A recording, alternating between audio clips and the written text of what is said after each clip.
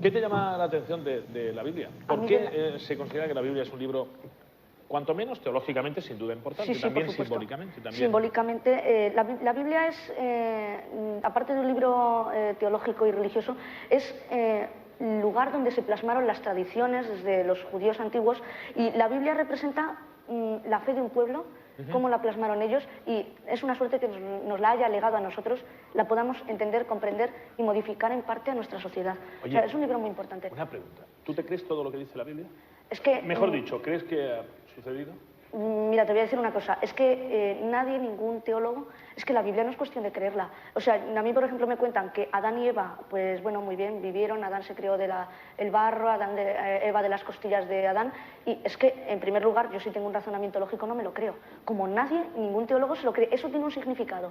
Es una forma de manifestar el qué, en la creación, que todo procede del poder creador de Dios, pero no que Adán y Eva vivieron y fueron los primeros seres humanos, no, por favor.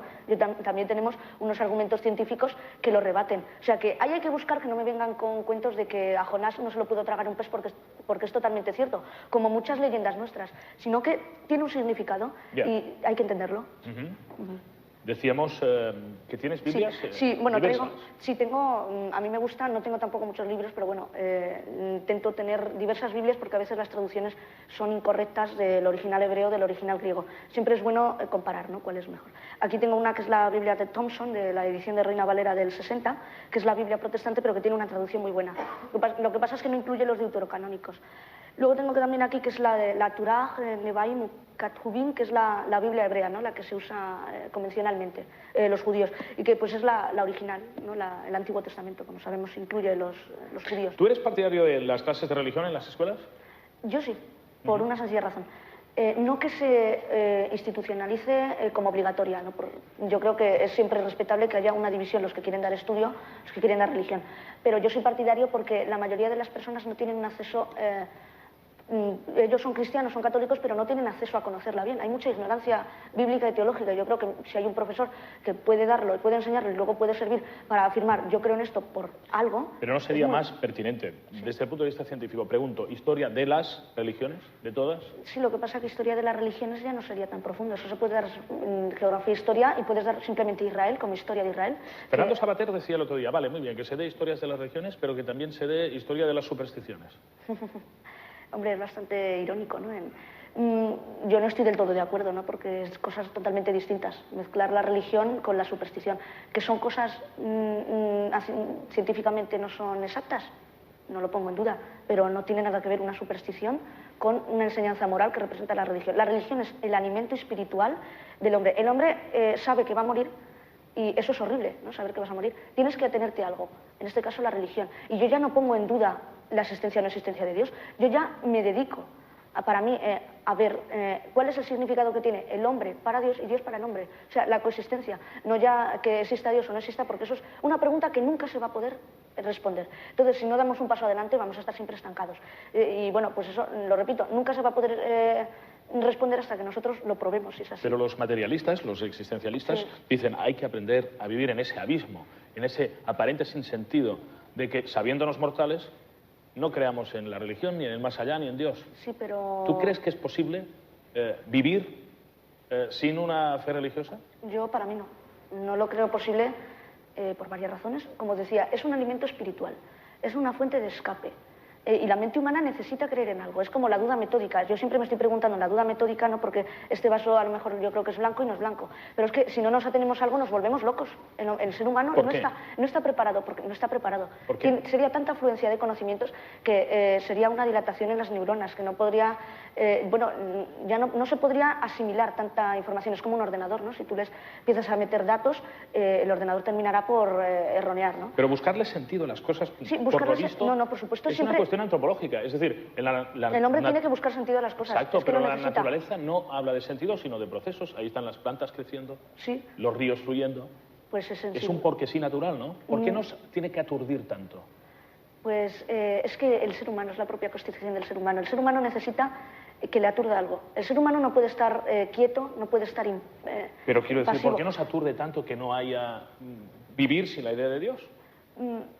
Pues es por lo que te decía, porque necesitamos tener algún elemento de alimento moral que nos responda a muchas dudas que como nosotros mismos no podemos responder, pues buscamos algo que a lo mejor lo pueda responder por nosotros. ¿Y la ética no es suficiente? La ética no es suficiente, porque, bueno, además la filosofía, la parte de la ética es el análisis de ese mismo conocimiento, aplicarlo a una moral.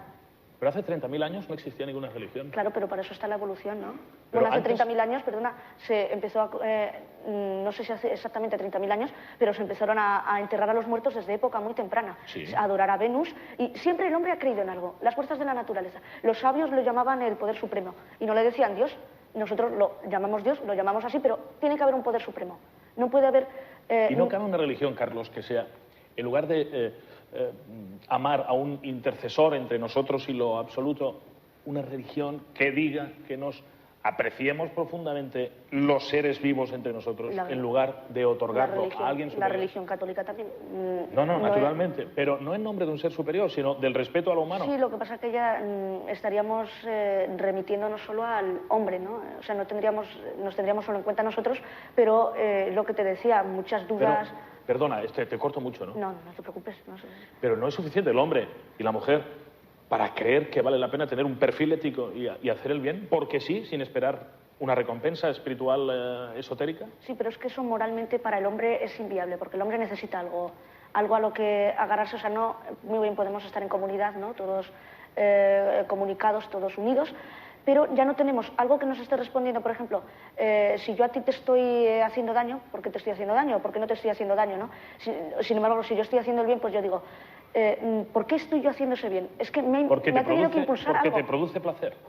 Bueno, no solo porque me produzca placer, no me tiene por qué producir placer hacer el bien. Tiene que haber una fuerza superior que me haya incitado a hacer ese bien, en ese acto. Muy bien, estamos hablando de la libertad que nos ha otorgado Dios, de caminos, ¿no? O sea, yo puedo hacer el mal si yo quiero, puedo hacer el bien si yo quiero, ¿no?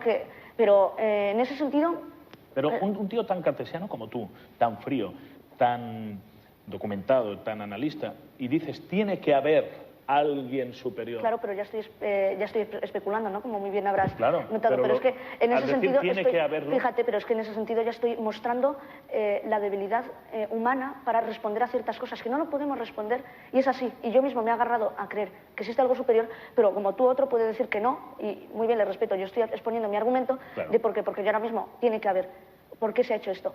Y no lo voy a poder responder ni lo sé responder. Y a lo mejor hace 100 años no sabían responder cosas que ahora sí y las atribuían a un ser superior. Pero eso siempre pasará.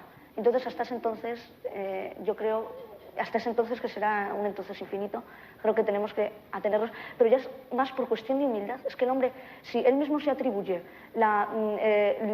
los dones, se puede decir, de haber conseguido todo lo que ha hecho, ya sería falta de humildad.